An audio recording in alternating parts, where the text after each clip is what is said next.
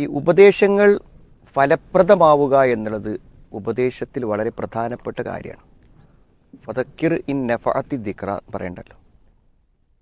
ഉത്ബോധനം പ്രയോജനപ്പെടുമെങ്കിൽ നീ ഉത്ബോധിപ്പിക്കുക എന്നാണ്.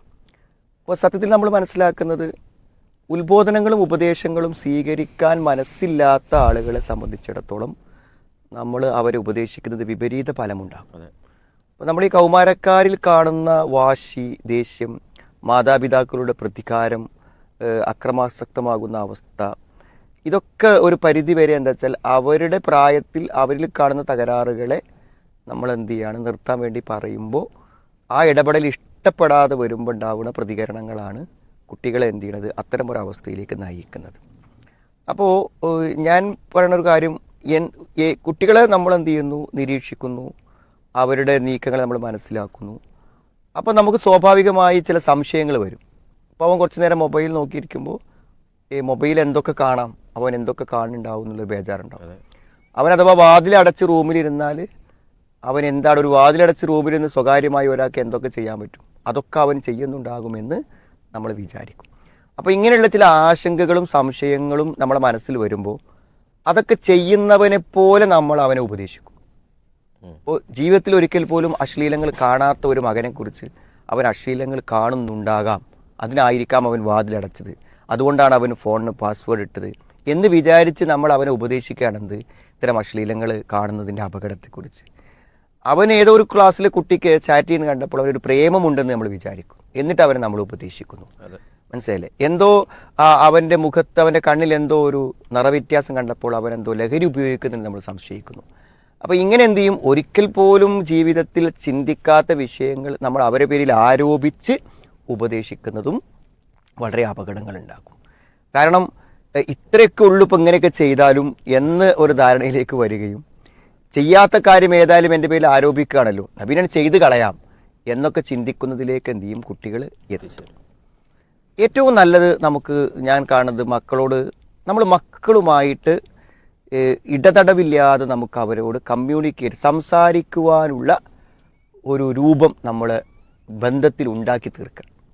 ഇപ്പം നമ്മുടെ രണ്ട് സുഹൃത്തുക്കളാണെങ്കിൽ എപ്പോഴും സംസാരിച്ചുകൊണ്ടിരിക്കും, ഭാര്യ ഭർത്താക്കന്മാർ എപ്പോഴും സംസാരിച്ചുകൊണ്ടിരിക്കും, നമ്മളൊരു സഹപ്രവർത്തകരാണെങ്കിൽ എപ്പോഴും. അതേപോലെ നമുക്ക് എന്ത് ചെയ്യണം, നമ്മുടെ മക്കളോടും ഇടതടവില്ലാതെ സംസാരിക്കാൻ പറ്റണം. ഈ സംസാരങ്ങളിൽ ഓരോ പുതിയ വിഷയങ്ങൾ വരുന്നു, നമ്മൾ എടുക്കുന്നു, എന്നിട്ട് അതിനെ ചർച്ച ചെയ്ത് നമുക്ക് പറയാനുള്ള കാര്യങ്ങൾ എന്ത് ചെയ്യുന്നു, നമ്മൾ പറഞ്ഞു കൊടുക്കുന്നു.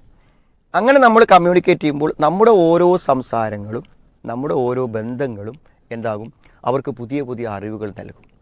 ഞാൻ ഉദാഹരണം പറയാം, നമ്മൾ നല്ല അറിവുള്ള ഒരു പണ്ഡിതൻ്റെ കൂടെ ഒരു യാത്ര ചെയ്യാമെന്ന് വിചാരിച്ചു, ഒരു ഉംറയ്ക്ക് വേണ്ടി അല്ലെങ്കിൽ യാത്ര.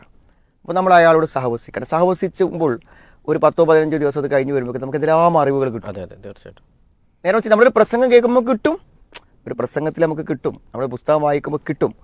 എന്നാൽ ഈ ഒരു സഹവാസം കൊണ്ട്, സുഹബത്ത് കൊണ്ട് നമുക്ക് എന്ത് ചെയ്യാൻ പറ്റും, നമുക്ക് അവർ പറയുന്നത് വൺ വേ ആയിട്ട് കേൾക്കല്ല, നമുക്ക് അവരോട് ചോദിക്കാൻ പറ്റും, ക്ലിയർ ചെയ്യാൻ പറ്റും, സംസാരിക്കാൻ പറ്റും.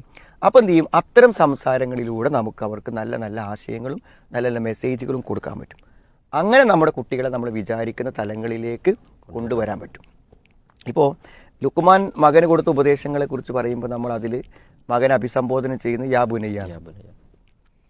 നമുക്ക് എല്ലാ സമയത്തും കുഞ്ഞു മോനെ എന്ന് വിളിക്കാൻ കഴിയൂലല്ലോ. നമ്മുടെ ഓരോ അവസ്ഥക്കനുസരിച്ചാണ് വിളിക്കുക.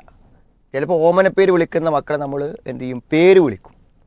ചിലപ്പോൾ ചില രക്ഷിതാക്കൾ എന്ത് ചെയ്യും, അനാവശ്യമായ വാക്കുകളെ കൊണ്ട് അഭിസംബോധന ചെയ്യും, അല്ലെങ്കിൽ നമ്മുടെ എടാ എന്ന് വിളിക്കും. ഈ വിളികളൊക്കെ വരുന്നത് എന്താണ്, വ്യത്യസ്ത അവസ്ഥകളാണ്. ദേഷ്യം വരുമ്പോൾ, അവൻ്റെ പ്രവർത്തനങ്ങൾ എന്തെങ്കിലും നമുക്കൊരു വെറുപ്പ് തോന്നുമ്പോൾ, അങ്ങനെയൊക്കെയാണ്. എന്നാൽ നമ്മൾ മോനെ, കുഞ്ഞു മോനെ, പൊന്നു മോനെ എന്നൊക്കെ വിളിക്കുന്ന ഒരു സമയമുണ്ടല്ലോ, അത് ഏത് സാഹചര്യമാണ്? ആ സാഹചര്യം ഉപദേശിക്കാൻ പറ്റിയ സാഹചര്യമാണ്. അതാണ് ഞാൻ പറഞ്ഞത്, എന്തുപദേശിക്കണം എന്നതിലുപരി എങ്ങനെ ഉപദേശിക്കണം, എപ്പോൾ ഉപദേശിക്കണം എന്നതാണ് പ്രധാനം. അപ്പോൾ നമുക്ക് നമ്മുടെ മക്കളെ മോനെ, കുഞ്ഞു മോനെ, പൊന്നു മോനെ എന്നൊക്കെ വിളിക്കാൻ പറ്റുന്ന സാഹചര്യങ്ങൾ മാത്രമേ നമ്മൾ അവരോട് എന്ത് ചെയ്യാൻ പാടുള്ളൂ, ഉപദേശങ്ങൾ പറയാൻ പാടുള്ളൂ. അത് പറയുമ്പോൾ അവനെ കുറ്റപ്പെടുത്തുകയാണെന്നോ വിമർശിക്കുകയാണെന്നോ പരിഹസിക്കുകയാണെന്നോ വ്യക്തിഹത്യ ചെയ്യുകയാണെന്നോ ഒന്നും ഒരിക്കലും തോന്നാൻ പാടില്ല. എന്നോടുള്ള അങ്ങേയറ്റത്ത് സ്നേഹം കൊണ്ട് ഗുണകാംക്ഷ കൊണ്ട് വളരെ വിഷമത്തോടുകൂടെ വേദനയോടുകൂടെയാണ് ഉമ്മ ഇത് പറയുന്നത് എന്നവന് തോന്നുമ്പോൾ മാത്രമേ ആ ഉപദേശങ്ങൾ ഫലപ്രദമാവുകയുള്ളൂ.